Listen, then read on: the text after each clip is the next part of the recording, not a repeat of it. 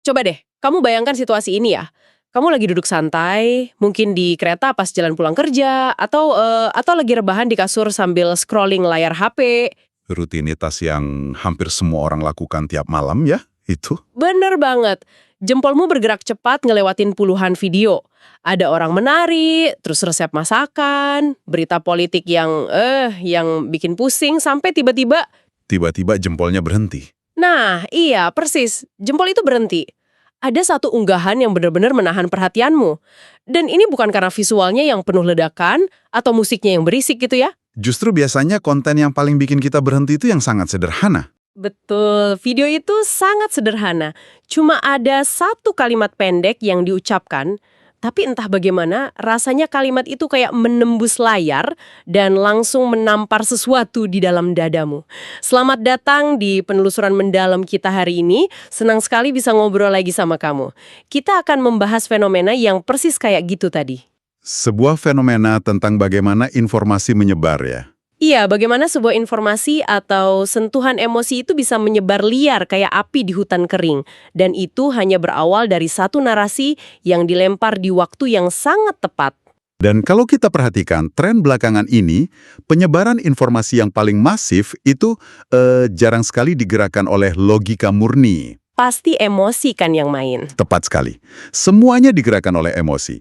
Sebuah konten, entah itu video, kutipan kalimat, atau gambar, kalau bisa membuat penontonnya merasa, oh ini gue banget. Atau seakan-akan luka lama mereka disentuh lagi. Kontennya nggak bakal cuma numpang lewat doang di timeline. Benar.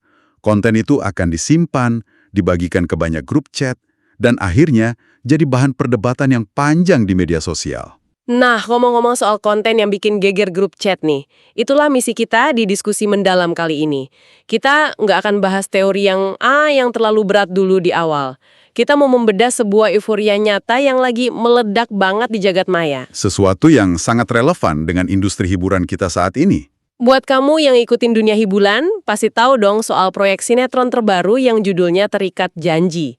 Belakangan ini, media sosial lagi heboh banget gara-gara satu cuplikan video viral dari lokasi syutingnya. Ya, cuplikan yang sebenarnya sangat singkat. Ngebongkar kenapa bisa begitu. Betul sekali. Misi kita hari ini adalah membongkar anatomi dari cuplikan viral tersebut. Kita akan membedah mengapa satu narasi singkat yang dibacakan oleh sang aktor utama Arya Saloka itu bisa memicu gelombang reaksi dan emosi yang sebegitu besarnya dari publik.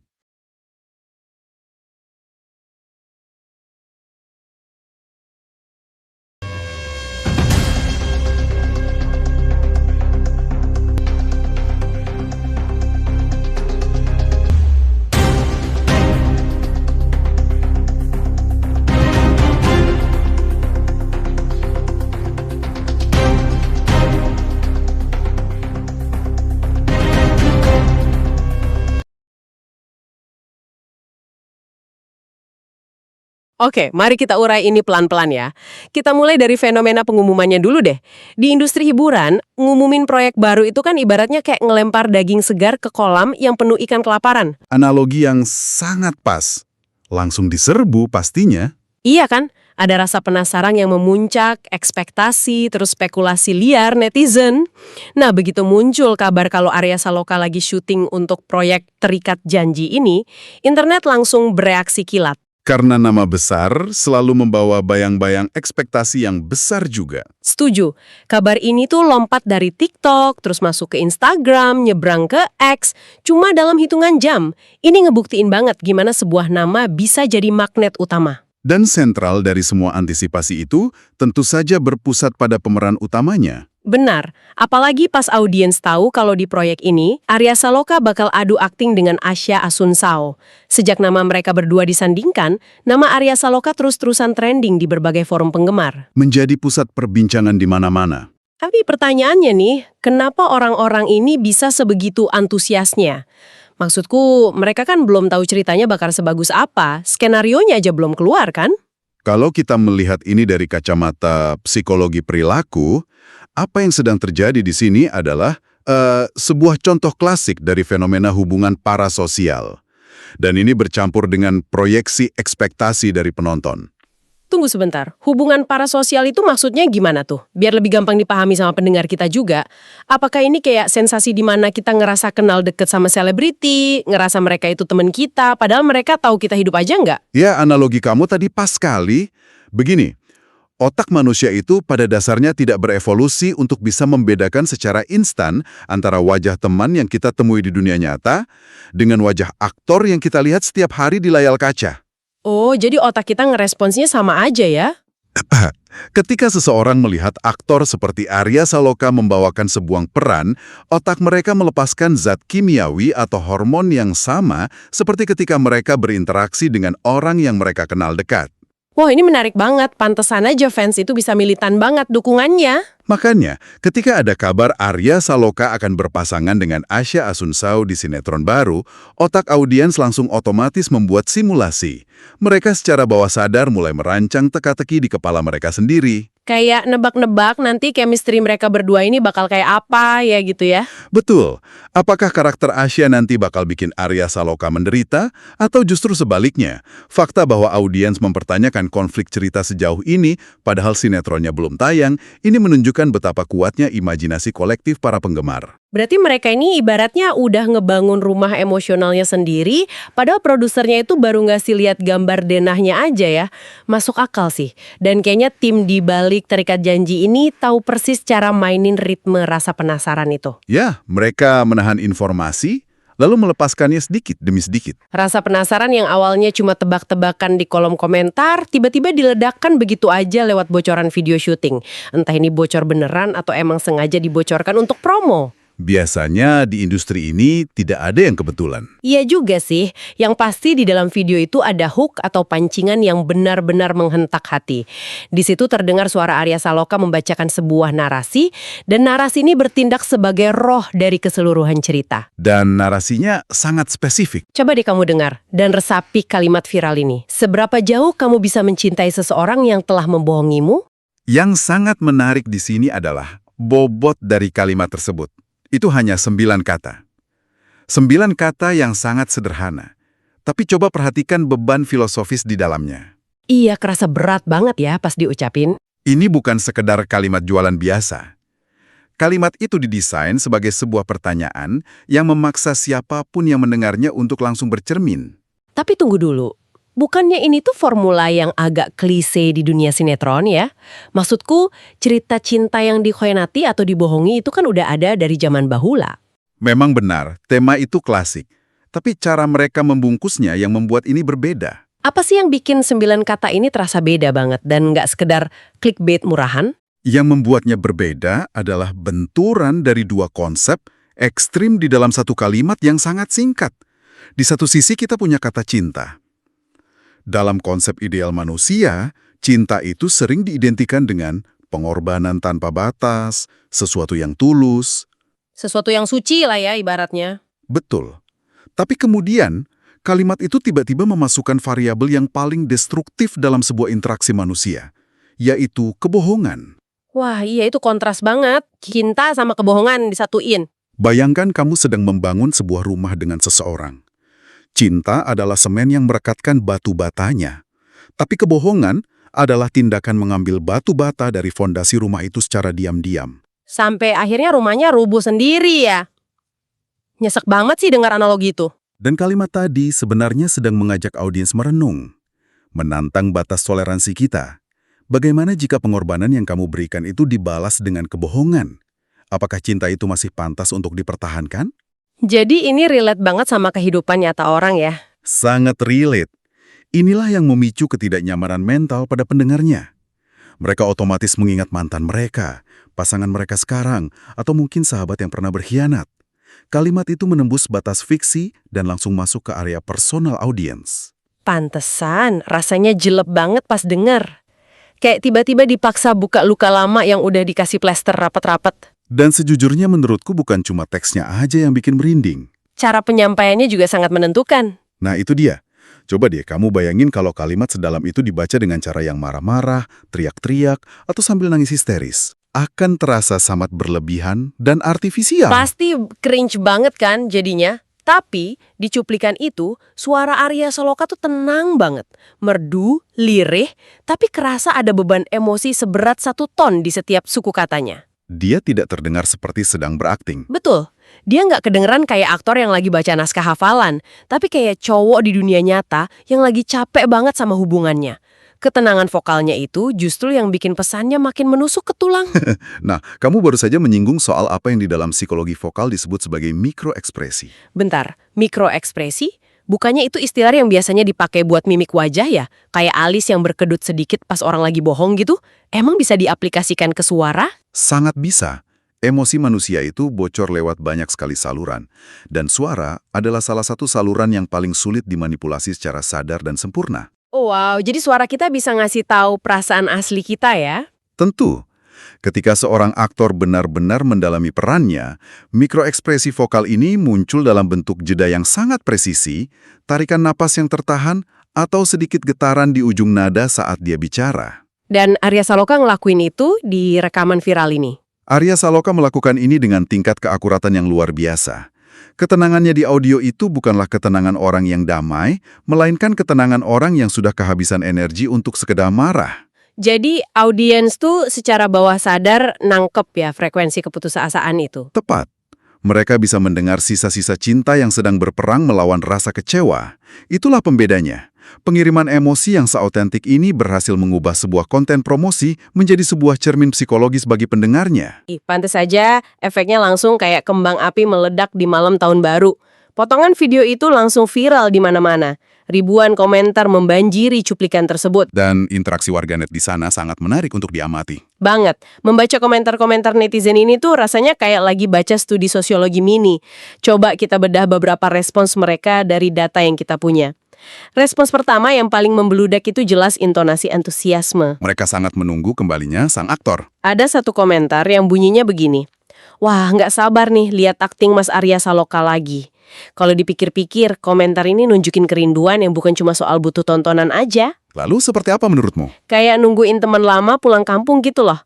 Kenapa audiens bisa seloyal itu sih sama satu aktor? Apalagi industri hiburan kan artis baru bermunculan tiap hari. Ini masuk ke area yang sering kita sebut sebagai warisan sang aktor atau rekam jejak emosionalnya. Di industri hiburan yang perputarannya sangat cepat, sulit bagi seorang aktor untuk menancapkan identitas yang melekat permanen. Tapi dia berhasil melakukannya ya? Ya, coba kita lihat dari komentar netizen lain yang ada di sumber kita. Bunyinya seperti ini. Papa Aldebaran ada sinetron baru nih, semoga viral.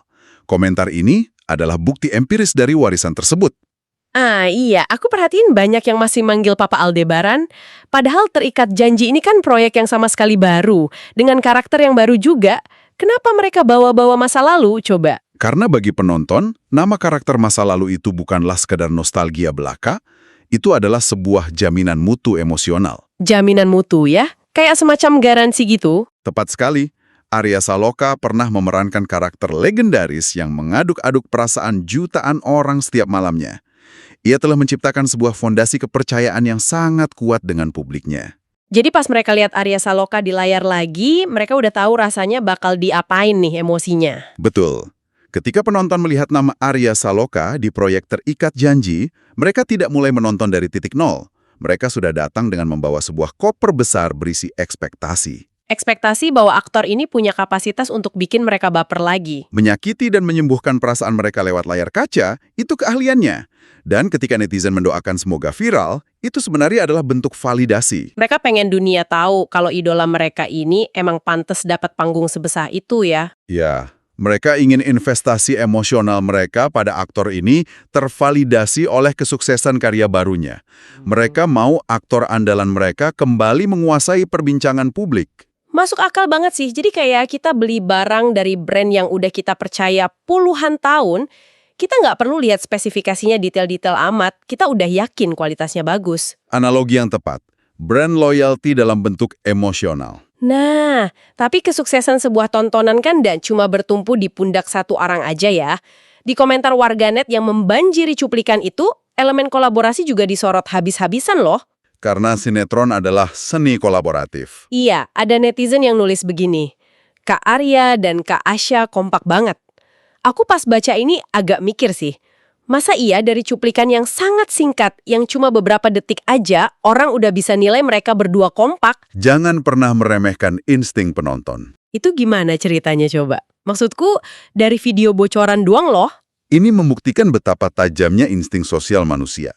Secara evolusioner, kita sebagai manusia dirancang untuk bisa membaca dinamika antar manusia dalam hitungan sekian detik saja. Oh, ini ada hubungannya sama evolusi juga ya? Tentu, ini pada dasarnya adalah mekanisme bertahan hidup. Nenek moyang kita harus bisa tahu dengan cepat apakah dua orang yang mendekat ini berteman atau bermusuhan. Oh, jadi radar sosial kita tuh emang udah canggih dari sananya ya? Sangat canggih. Dan dalam konteks layar kaca atau acting, kita menyebut kemampuan membaca dinamika ini sebagai melihat chemistry. Chemistry, kata ajaib yang selalu dicari di setiap film romantis. Chemistry itu sering dianggap sebagai sihir yang tak kasat mata. Tapi secara ilmiah, sebenarnya itu adalah soal respons yang sinkron antar dua individu. Maksudnya sinkron tuh kayak gerakannya sama persis gitu. Bukan gerakan fisiknya yang sama persis, melainkan respon emosional yang natural dan saling melengkapi. Arah pandangan mereka, seberapa condong tubuh mereka satu sama lain, atau keluasan mereka saat berada dalam satu frame. Bahkan tanpa mereka harus ngomong panjang lebar ya. Betul, tanpa harus berdialog panjang. Kalau aktor merasa canggung di lokasi syuting atau sedang memaksakan chemistry demi kamera, insting penonton akan langsung membunyikan alarm. Bakal kerasa kaku dan aneh gitu kan ya pas ditonton. Pasti akan terasa kaku. Tapi ketika kekompakan natural itu memang ada, audiens hanya butuh 5 detik melihat interaksi Arya Saloka dan Asha Asuncao untuk merasa yakin. Dan dari keyakinan itulah lahir dukungan yang masif dari penggemar. Keyakinan dari audiens inilah yang menjadi perekat paling kuat untuk sebuah proyek serial. Sekali mereka percaya pada chemistry pasangan layar kaca ini, mereka akan bersedia mengikuti kemanapun arah ceritanya. Setuju banget. Kalau fondasi chemistry-nya udah dapat dan kuat, mau ceritanya nanti mereka harus melewati konflik seberat dan serumit apapun, penonton bakal tetap duduk manis ngikutin sinetronnya. Karena mereka sudah peduli dengan nasib karakternya. Nggak kerasa ya, penelusuran kita hari ini udah lumayan jauh. Berawal dari bahas cuplikan video belasan detik, kita jadi ngobrolin soal memori kolektif penonton, trauma pengkhianatan, sampai insting bertahan hidup dalam ngebaca chemistry. Pembahasan yang sangat kaya dari sebuah materi yang singkat. Jelas banget ya, kalau antusiasme terhadap terikat janji ini bukan sekedar nungguin naskah yang emosional, tapi ini sangat bertumpu pada daya tarik dan kapasitas pemainnya. Khususnya Arya Saloka yang terbukti mampu meniupkan ruh ke dalam teks naskah tersebut. Dan ini membuktikan kekuatan kata-kata yang diucapkan dengan penghayatan penuh. Nah, sebelum kita tutup, adakah satu benang merah yang bisa kita tarik dari semua obrolan kita ini? Tentu ada. Kalau kita mau merangkum semua diskusi ini, ada satu kalimat hikmah yang bisa kita ambil dari keseluruhan fenomena viral tersebut. Apa itu? Kisah fiksi seperti Terikat Janji ini mengingatkan kita pada kebenaran yang seringkali pahit, bahwa cinta itu tidak selalu berjalan dengan mudah. Wah, ini dalam nih. Ada kepercayaan yang susah payah dibangun yang harus selalu dijaga, ada luka-luka masa lalu yang mungkin harus disembuhkan bersama, dan yang paling berat, seringkali ada keputusan besar yang harus diambil ketika kejujuran mulai dipertanyakan. Realita banget ya kedengarannya. Itulah kenapa cerita Terikat Janji ini rasanya begitu dekat dengan kehidupan nyata kita semua. Karena fiksi ini memberi kita ruang untuk merenungkan emosi kita sendiri. Sesuatu yang sangat personal bagi setiap individu. Nah, buat kamu yang sekarang jadi ikutan penasaran nih sama dinamika emosinya, pengen tahu gimana pengkhianatan dan chemistry yang bakal dibawakan oleh Arya Saloka dan Asha Asuncao nantinya, jangan sampai ketinggalan ya. Pastikan kamu terus ikuti kelanjutan kisahnya. Sesuatu yang patut untuk dinantikan. Dan pastinya nih, kalau kamu suka dengan diskusi-diskusi mendalam yang membuka wawasan seperti penelusuran kita hari ini, dukung terus channel Motivasi David. Dukungan penonton sangat berarti untuk diskusi selanjutnya. Caranya gampang banget kok. Jangan lupa untuk subscribe, kasih like di video ini, tinggalkan komen soal pendapatmu tentang kalimat viral tadi, serta share ke teman-teman kamu agar semakin banyak yang ikut merasakan cerita inspiratif ini.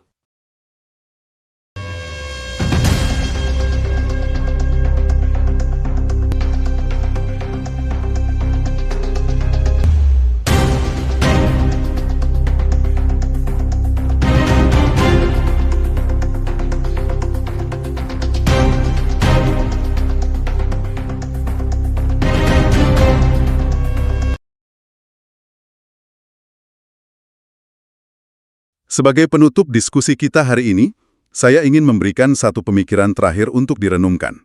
Silakan. Pasti bakal bikin kita overthinking malam ini. Pada akhirnya, ketika sebuah kebohongan terungkap dalam sebuah hubungan, apakah cinta yang tersisa itu adalah bentuk kesetiaan yang sejati? Atau justru Atau sekedar ketakutan yang mendalam untuk melepaskan seseorang yang sudah menjadi bagian dari dirimu? Sesuatu yang layak kamu renungkan hari ini.